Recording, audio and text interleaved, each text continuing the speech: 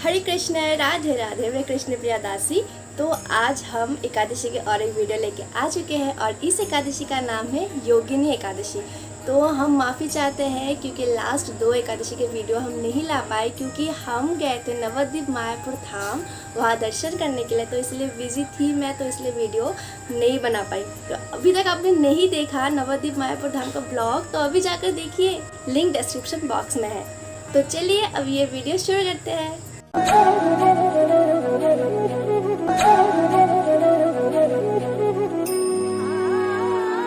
योगिनी एकादशी कब है? तो योगिनी एकादशी है 14 जून वेडनेसडे को, 14 जून बुधवार को है योगिनी एकादशी। तो चलिए हम सबसे पहले योगिनी एकादशी का व्रत कथा सुन लेते हैं और उसके बाद जानेंगे कि ये एकादशी व्रत हमें कैसे पालन करना है। महाराज युधिष्ठिर श्री कृष्ण से पूछते हैं कि हे वासुदेव, आषाढ़ मास के कृष्ण पक्ष में जो एकादशी है, इस एकादशी का नाम क्या है तथा इस एकादशी का महत्व क्या है, आप कृपया वर्णन करिए।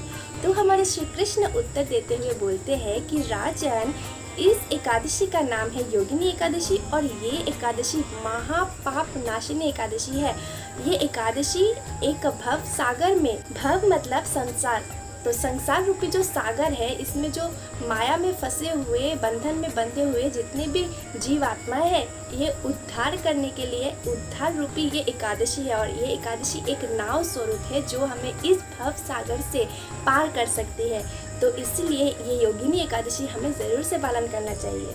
तो श्री कृष्ण अभी कथा सुनाते हैं। तो अलका नगर में एक शिव परायण मतलब शिव जी के एक भक्त कुबेर जी वास करते थे और हेममाली नाम का उनका एक माली था, जो माली उनको प्रत्येक दिन पुष्प चयन करके उनको देता था शिव पूजा के लिए। तो एक दिन वो माली क्या हुआ, उसका जो पत्नी है उनके प्रति उनका बहुत ही आसक्ति था माली का। तो इसलिए उन्होंने क्या सोचा कि आज मैं नहीं जाता हूँ काम पे, आज मैं अपनी पत्नी के साथ ही घर में रहता हूँ।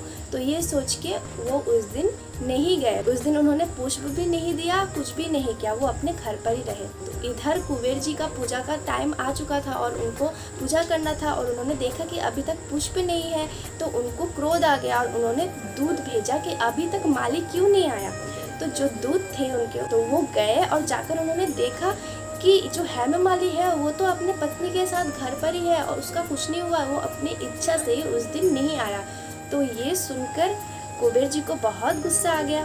तो कुबेर जी ने गुस्से में अपने दूतगण को फिर से भेजा और उनको बोला कि उसको अभी बुलाओ, माली को अभी मेरे पास बुलाओ।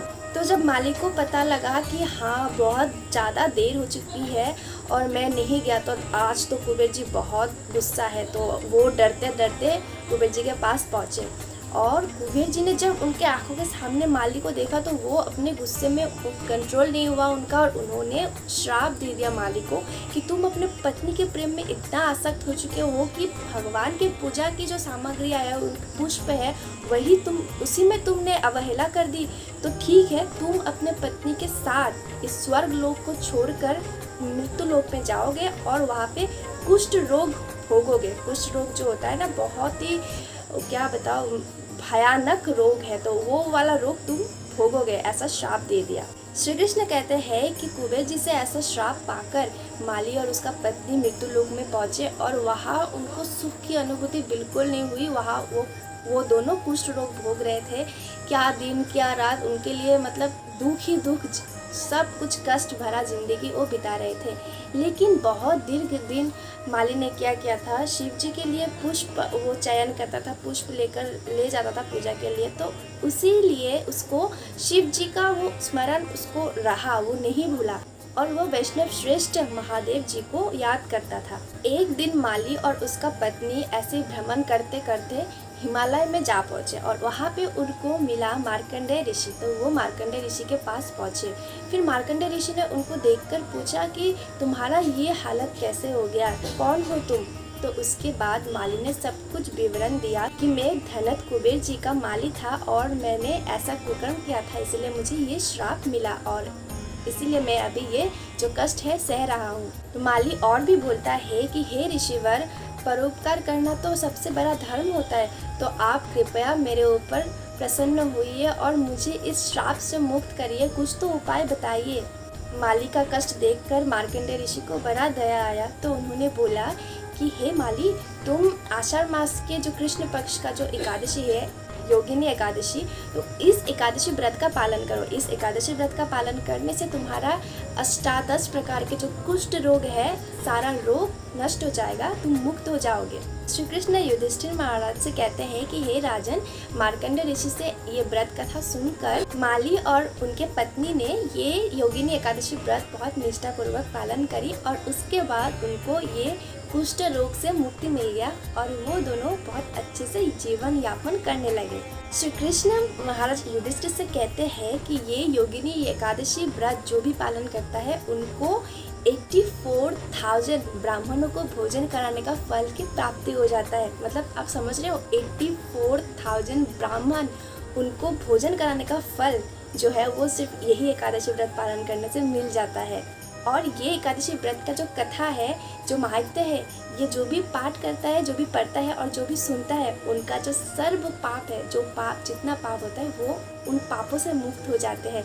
तो आज हमने ये व्रत कथा पढ़ा है और आपको सुनाया है, तो इसमें आपका और हमारा पाप विनष्ट हो जाता है श्री कृष्ण की कृपा से। तो यही थी योगिनी एकादशी व्रत कथा। तो चलिए अब जानते हैं कि ये एकादशी व्रत हम पालन कैसे करें। एकादशी के पहले दिन अर्थात दशमी के दिन, फिर एकादशी के दिन और फिर द्वादशी के दिन, ये तीनों ही दिन हमको प्योर वेज खाना है, नॉन वेज हमको बिल्कुल नहीं खाना है। तो एकादशी के पहले दिन अर्थात दशमी के दिन हमें ये एकादशी का संकल्प मंत्र बोलकर भगवान के सामने हमें संकल्प लेना है कि अगले दिन एकादशी व्रत हम पालन करेंगे। तो बहुत लोग हमसे पूछते हैं कि दशमी के दिन हम कुछ नहीं खाएंगे क्या? ऐसा नहीं है। दशमी के दिन हाँ, आप भगवान को भोग लगाकर बिल्कुल प्रसाद पाइए। आपको एकादशी के दिन ही व्रत रखना है और फिर एकादशी के दिन आप अच्छे से व्रत रखिए।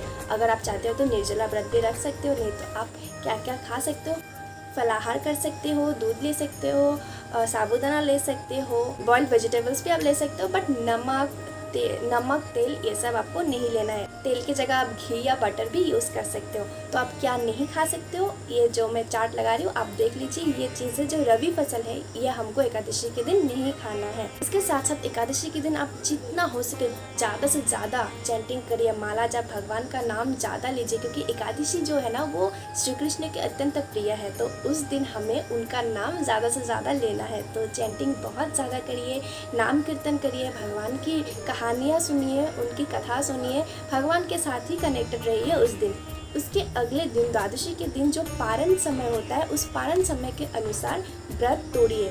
पारण समय के अंदर ही भगवान को भोग लगाकर हमको ये पारण मंत्र बोलना है और पारण मंत्र बोलकर फिर हमें समय के अंदर ही व्रत तोड़ना है। तो यहाँ और भी कुछ लोग पूछते हैं कि हम द्वादशी के दिन अन्न ग्रहण कर सकते हैं। हाँ बिल्कुल, आप एकादशी में ही सिर्फ नहीं कर सकते, द्वादशी के दिन आप भगवान को भोग लगाकर आप अन्न ग्रहण कर सकते हो। तो अब चलिए पारण समय देख लेते हैं, अलग अलग समय के अनुसार क्या क्या है पारण समय।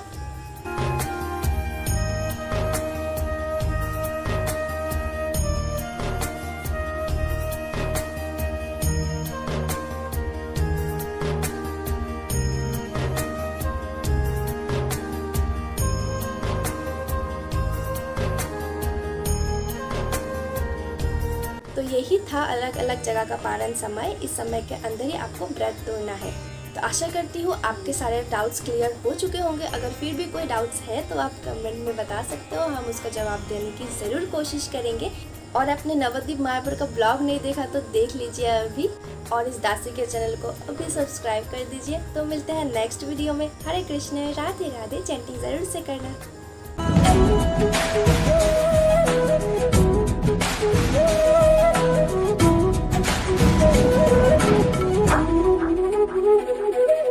Thank you.